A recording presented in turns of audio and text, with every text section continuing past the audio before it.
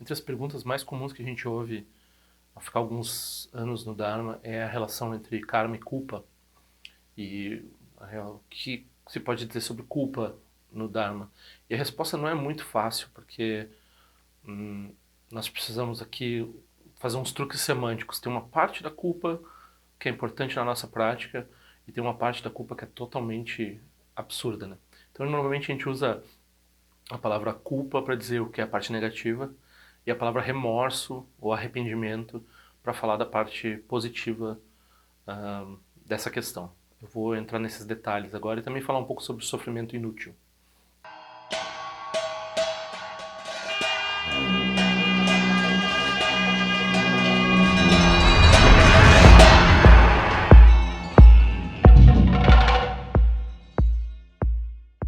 Olhem na descrição, vou botar o endereço do canal do Centro do Lama Rinzin e da Lama Yeshe, né, que é o chefe do Gonpa Dorje Ling, e eles estão fazendo prática de Buda da Medicina toda terça-feira, ao vivo, e tem também vídeos com explicações dessa prática. É um tipo de prática de linhagem ilibada e com praticantes que mantiveram seus votos, que você pode fazer com eles, e é uma prática que é boa para esse momento, assim.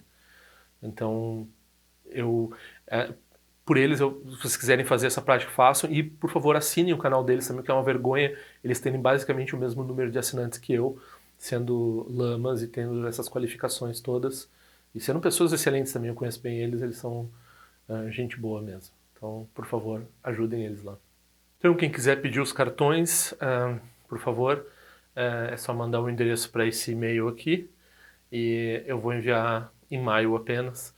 Não é só esses dois aqui que eu tenho, quem não já recebeu sabe que recebe outros além desses aqui. Então, podem pedir, eu estou enviando. Eu gostaria de agradecer também, as oferendas esse mês foram bastante generosas, eu consegui ajudar um gatinho que estava de uma amiga que estava com pedras na bexiga, umas pedras enormes na bexiga, já não é a primeira cirurgia dele.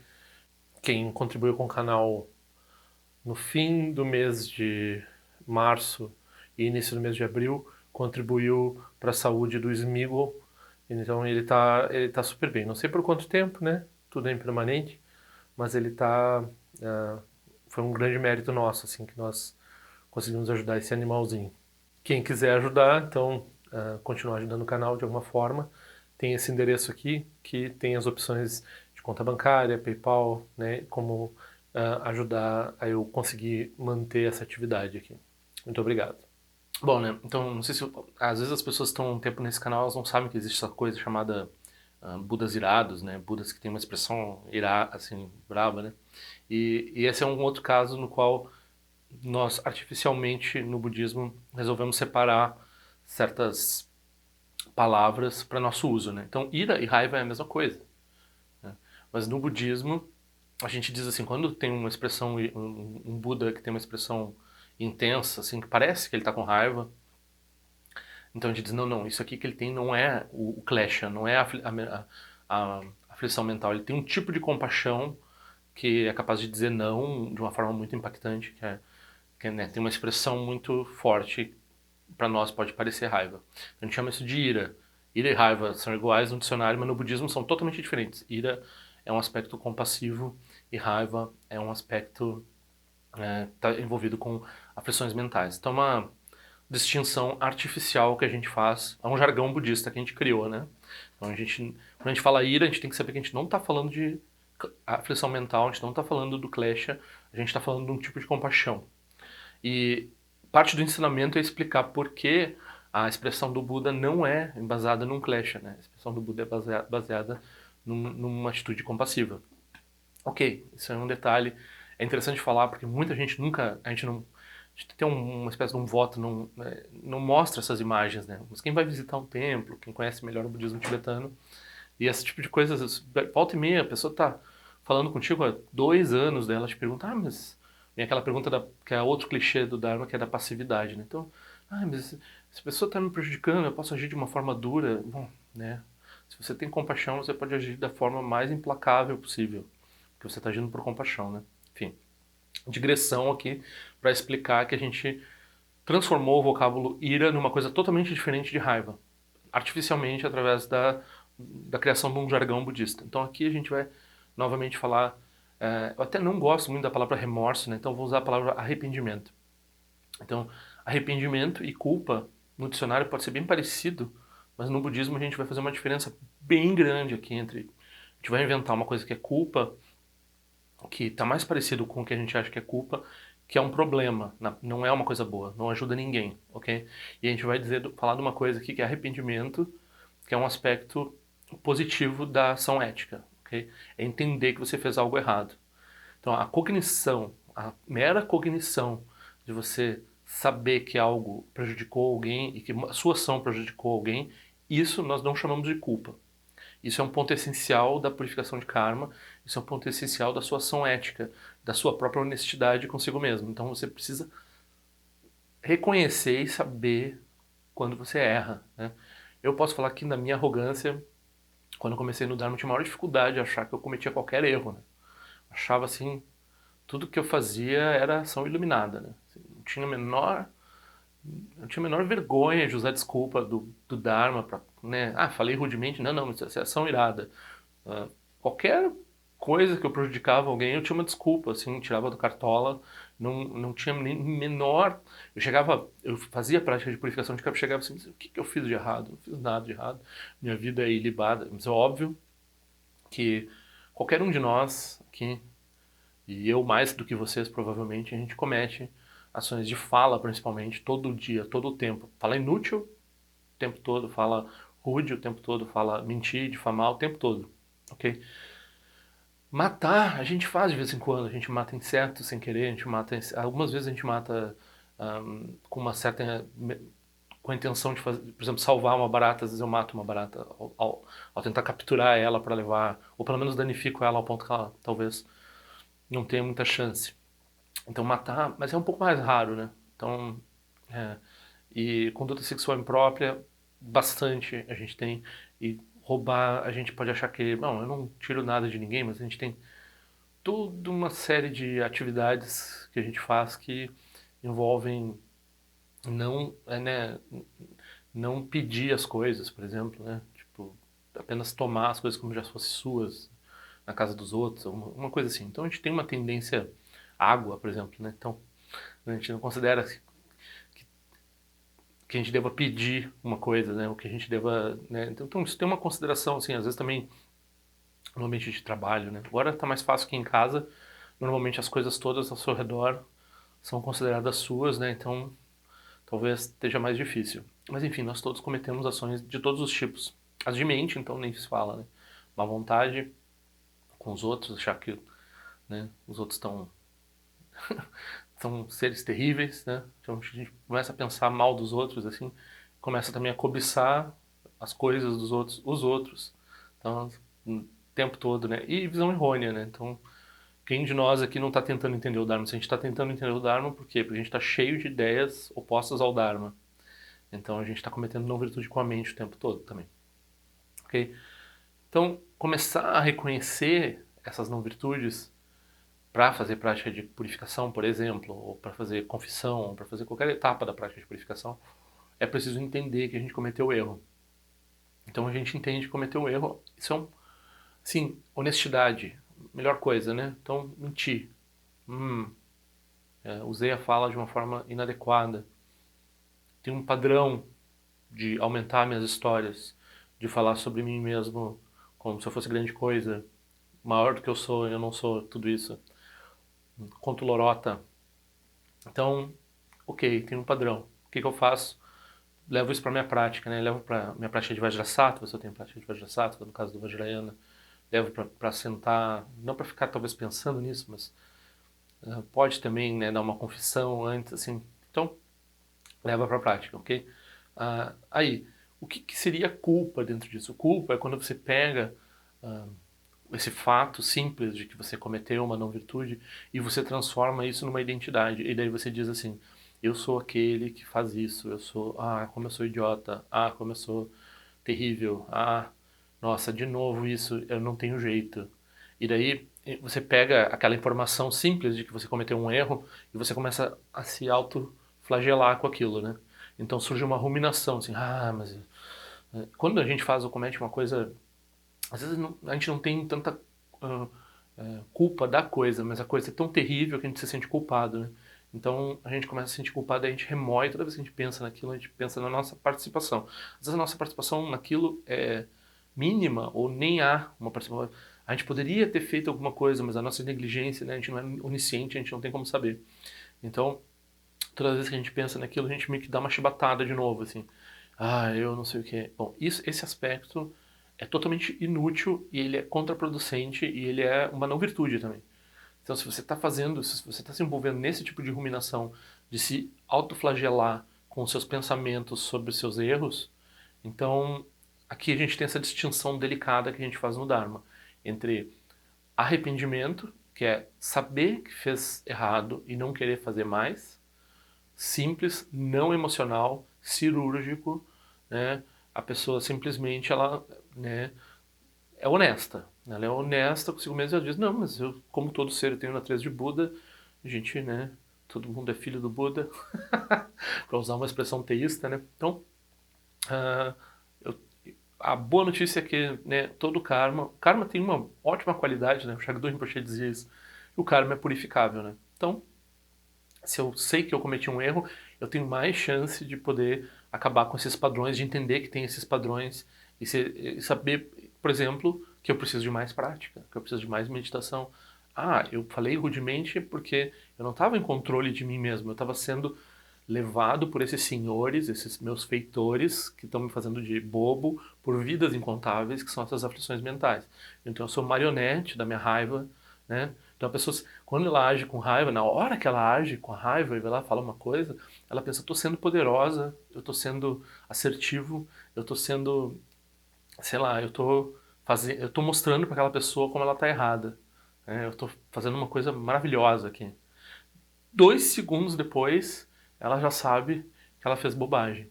Né? Ela foi levada pela emoção a se enganar, a ver as coisas totalmente erradas e agir errado, e daí agora ela tá ela é, né, ela foi feita de boba novamente pelos hábitos padrões dela, os aflições mentais que retornam vez após vez. Então ela se deixou. Então ela vai pensar, esse pessoal aí, eu levo esse pessoal a sério, eu vou praticar, para quê? Para me libertar desses padrões de hábito, me libertar dessas aflições mentais. Então, quando a raiva surgir, primeiro sinal de liberação é que a raiva surge e eu não ajo de acordo com a emoção. Eu reconheço a raiva e daí eu não ajo de acordo, não preciso agir de acordo com a emoção aflitiva. Eu estou livre, realmente livre. A pessoa acha que ela é livre para agir de acordo com as emoções, mas na verdade ele é livre para agir ou não de acordo com as emoções. Então essa liberdade é a liberdade que o budismo frisa mais. Então não é a liberdade de expressar a raiva, a liberdade de expressar, então, porque algumas pessoas acreditam nisso. Ok, então arrependimento é essa coisa clínica de saber, né, cirúrgica, objetiva, não emocional, de saber que se cometeu um erro específico e não querer repetir aquilo. Ponto essencial, ponto importante da prática. Culpa é quando você pega essa informação e você começa a se autoflagelar com ela. Okay?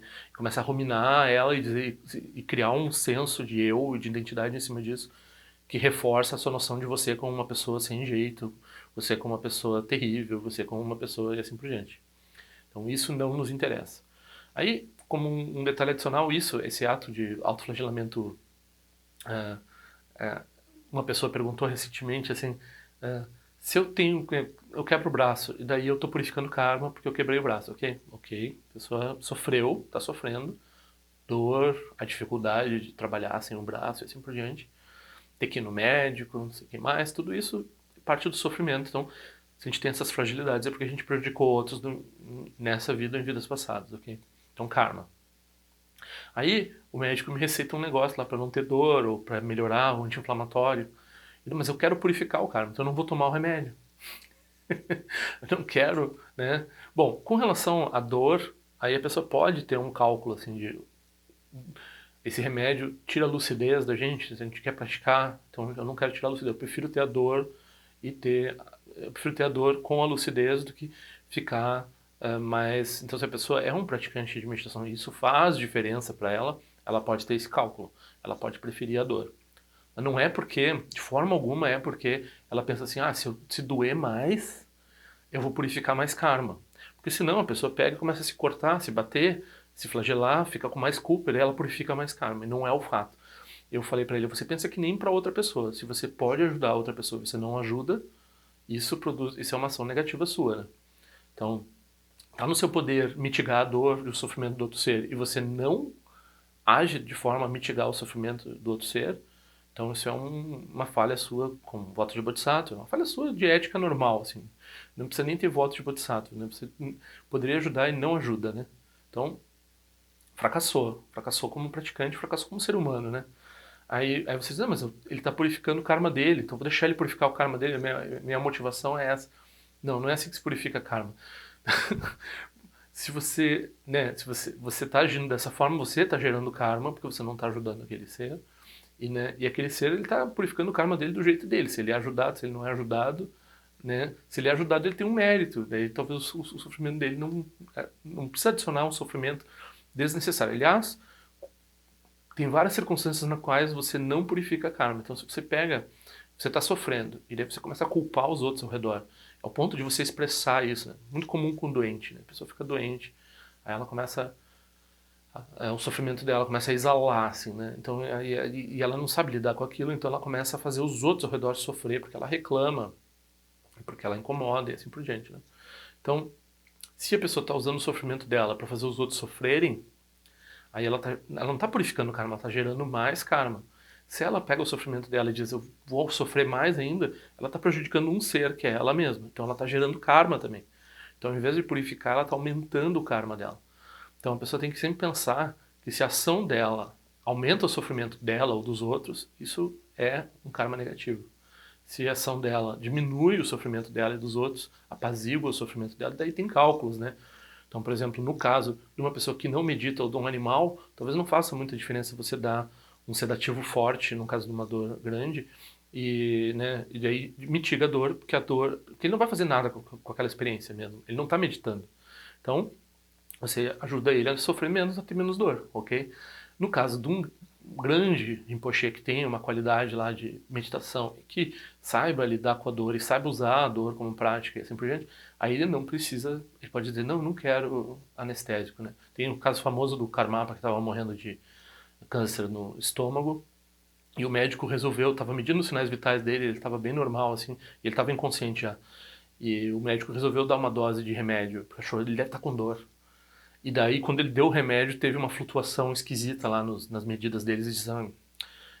Acho que o Rinpoche prefere ficar praticando em meio, né, prefere não ter o medicamento. Claro que se o praticante, não vou dizer que o Karmapa é um Buda, né?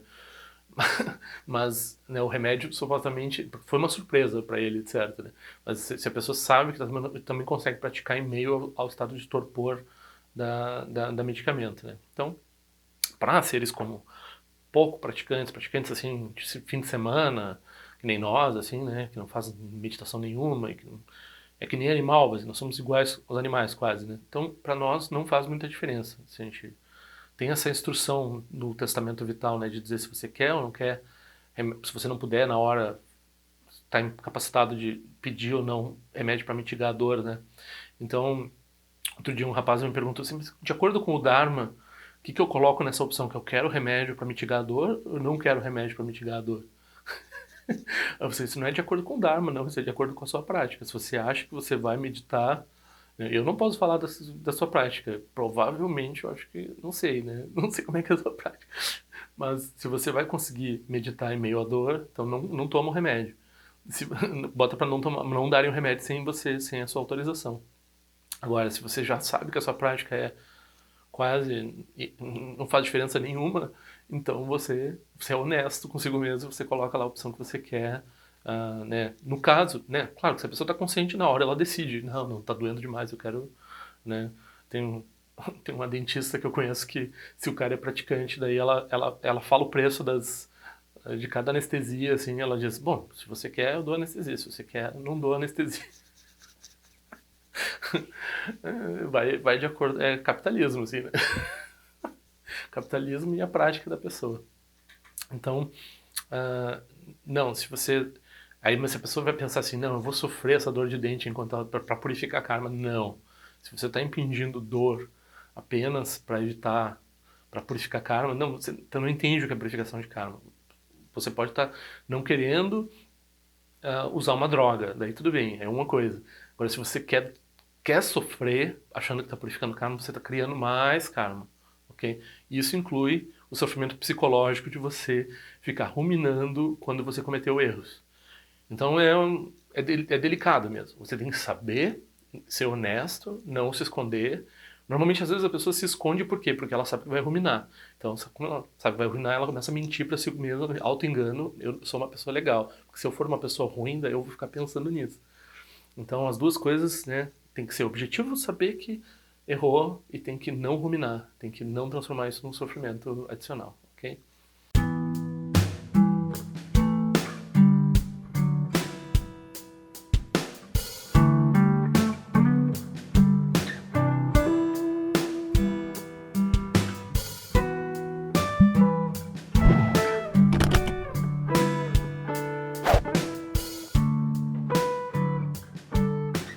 Ei, não esquece de se inscrever no meu canal, é importante para mim. Clica na sinetinha para receber a notificação e se quiser se inscreve no meu boletim informativo de forma o que eu ando fazendo, o que eu ando pensando. Também para contribuir de alguma forma com esse canal, esse é o endereço. Eu espero que em breve nós nos vejamos na prática do Dharma.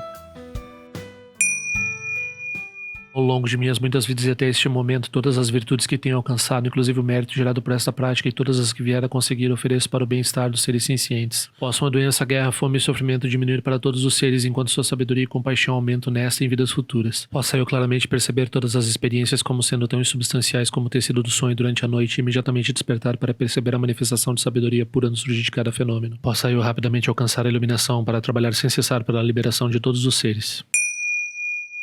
Nirawe Korajinga Sumpana Neoma Lundi Kwene Cherezi Wante Jinja Soiza Pekajar Produtin Jochi Om Sochi Jamen Champene Jirasawa Kuncha Tuzio Zetai Bai Mediano Jutu Piamani Jogi Sasunda Tutin Jochi Chime Kwene Pema Samba Sasora Gente Seno Pai Garjuan Shujuku Tupeku Kuse Destinta Zendar Shinju Jigme Tuju Trupanangi Wancha Tungo Drupateno Muyengi Kupamalora Sanelun Tileta Tutin Jochi Pemeja Sum Pemeri Suche Pemetan Lati Kusizuan Pemancho de Droma de Soji Nani Bemelun de Jochi Nenjuane Chimpote Payuri Nebadan de Basi Pechambundan Kuseja Senten Jochi Tusun Sanje Guru Rinpoche Ngondo Kondade Wachin Boja Barche Conselho Tudo da Poça Só Depson Chinji Lapto Sushi Não Sangwe Beja Shiva Dançam Palum de Drupa Chinchelo Oma Humba Zaguru Pema Sede Hun Ken Lo Shosung de Loche Zalin Sasson Cha Papel Trojo Shosung Nangwa Damidral do Sungele Show